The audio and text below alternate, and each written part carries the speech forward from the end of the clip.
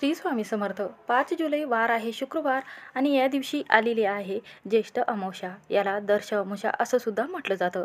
दर महिन्यात अमावस्या तिथी येत असते, पण प्रत्येक अमावस्येचं महत्त्व अत्यंत वेगवेगळं आहे. या दिवशी शनिदेवाची पूजा ही विधिवत केली जाते. मंदिरामध्ये गेल्यानंतर शनिदेवाच्या नारळ अर्पण केला जातो. 11 रुईच्या पानाचा हार जो आहे तो अर्पण केला जातो. काळी तीळ अर्पण केले जाते. एक दिवा लावला जातो, त्यामध्ये काळे तीळ आवर्जून टाकावे. आणि त्याचबरोबर या दिवशी अमावस्या तिथीला माता लक्ष्मी आणि श्रीहरी विष्णू यांची विधिवत पूजाही केली जाते. हा दिवस अत्यंत महत्त्वाचा आहे. अमावस्या तिथी तांत्रिक क्रिया करण्यासाठी आणि जे लोक वाईट करणारे असतात, चितणारे असतात, त्यांचं या दिवशी वाईट होत असते आणि जे चांगले काम करत असतात त्यांच्या जीवनामध्ये कायम अखंड स्वरूपात माता लक्ष्मी वास करत असते. म्हणून आपल्याला अत्यंत शुभ दिवशी अमावस्या आलेली आहे.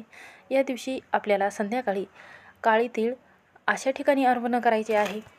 हे अर्पण केल्यामुळे घरातील वास्तुदोष, नकारात्मक दोष, शत्रुपीडा, पिशाच बांधा व वाईट शक्तीचा नाश होत असतो. 7 पिढ्याचे दारिद्र्य हे कमी होते. घरातील वास्तव्य आणि वातावरण जे आहे ते शुद्ध राहत असते आणि घरामध्ये एक शुद्धतेचं वातावरण तयार होत असते. घरामध्ये माता लक्ष्मी अखंड स्वरूपात राहत असते. त्यामुळे आपल्याला काळे तीळ या ठिकाणी अर्पण करायचे आहेत. चला तर जाणून घेऊया कुठे अर्पण करायचे आहे. व्हिडिओमध्ये नवीन असाल तर सबस्क्राईब नक्की करा. चॅनलवर नवीन असाल तर व्हिडिओ हा शेवटपर्यंत नक्की. माता लक्ष्मीची पूजा केल्याने आणि अमावस्या तिथी आल्याने या दिवशी घरामध्ये कापूर जाण्याने आपल्या घरामध्ये सकारात्मक लहरी तयार होत असतात. तर पहा, सर्वात प्रथम कापूर घ्यायचा आहे. 5 कापुराच्या वड्या तुम्हाला इथे घ्यायच्या आहेत. तांदूळ घ्यायचे आहेत आणि त्यावर 2 तमालपत्र घ्यायचे आहेत. 2 वेलची, 2 लवंग घ्यायच्या आहेत. ही कापुराची वडी आपल्याला माता लक्ष्मीची पूजा ही विधिवत करून घ्यायची आहे आणि त्यानंतर तुपाचा दिवा लावायचा आहे. तर तुपाच्या दिव्यामध्ये सात्विकता भरपूर असते, म्हणून इथे आपल्याला तुपाचा दिवा हा लावायचा आहे. आणि त्यानंतर हा कापुराचा उपाय आपल्याला करायचा आहे, प्रज्वलित करायचा आहे. माता लक्ष्मीची आरती म्हणायची आहे. त्यानंतर आपल्याला कालभैरव अष्टकम म्हणायचा आहे. तर पहा, कालभैरव अष्टकम 3 वेळा किंवा तुम्ही 11 वेळा पठण करू शकता किंवा 1 वेळा पठण करू शकता. तुम्हाला जशा पद्धतीने जमेल त्या पद्धतीने तुम्हाला पठण करायचं आहे. त्यानंतर काळे तीळ कुठे अर्पण करायचे आहे तर पहा, आपल्याला या दिवशी शिवलिंगाच्या पिंडीवर हे तीळ जे आहे ते अर्पण करायचे आहेत. महादेवाच्या मंदिरात जायचं आहे. त्यानंतर पंचामृत जल अर्पण करायचं आहे. ओम नमः शिवाय हा मंत्र म्हणायचा आहे आणि त्यानंतर बेलपत्र अर्पण करायचं आहे. आणि हे जे काळे तीळ आहे आपण घेतलेले आहे चिमूटभर, ते अर्पण करायचे आहे. एक तुपाचा दिवा महादेवाच्या मंदिरामध्ये लावायचा आहे. त्यामध्ये आपल्याला काळे तीळ अर्पण करायचे आहे. आणि त्यानंतर गणपती बाप्पाची पूजा ही विधिवत करून घ्यायची आहे. आणि त्यानंतर आपल्याला शेवटी शनी मंदिरात जायचं आहे.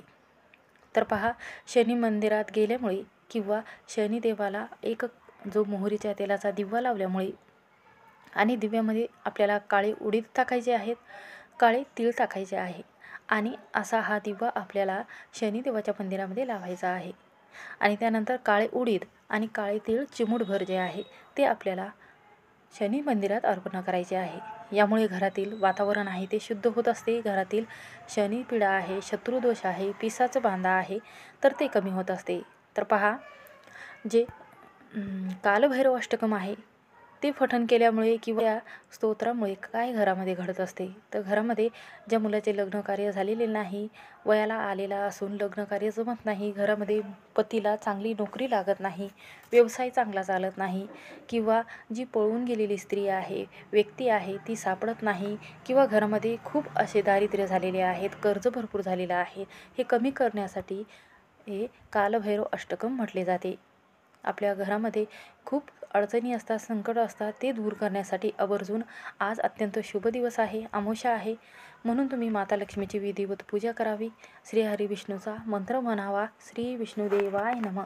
आणि त्यानंतर तुपाचा दिवा हा तुम्हाला लावायचा आहे. तुपाच्या दिव्याखाली आवर्जून तुम्हाला खडे मीठ ठेवायचे आहे. असा एक दिवा तुम्हाला प्रज्वलित करायचा आहे. आणि त्यानंतर उंबरवट्यावर तुम्हाला कापुरासोबत 2 तमालपत्र, 2 वेलची आणि 2 लवंग आणि चिमूटभर गाईचे शुद्ध तूप घ्यायचे आहे आणि उंबरवट्यावरून 7 वेळा उतरून घ्यायचं आहे आणि उंबरवट्याचा धूर दाखवायचा आहे, ज्यामुळे घरामध्ये कोणतीही वाईट शक्ती प्रवेश करणार नाही. हा जो अमावस्या आहे, तिथी आहे, या दिवशी तांत्रिक क्रिया जास्त प्रमाणात केल्या जातात. त्यामुळे या दिवशी चुकूनही तुम्ही ही तांत्रिक क्रिया कमी करण्यासाठी किंवा याचा प्रभाव जो आहे आपल्या घरामध्ये पडणार नाही, त्यामुळे हा जो कापूर आहे, हे तमालपत्र आहे, हे उंबरवट्यावर आवर्जून जाळावं. यामुळे घरातील वास्तुदोष दूर होत असतो आणि घरामध्ये कोणतीही वाईट शक्ती प्रवेश करत नाही. असा एक उपाय नक्की करून पहा.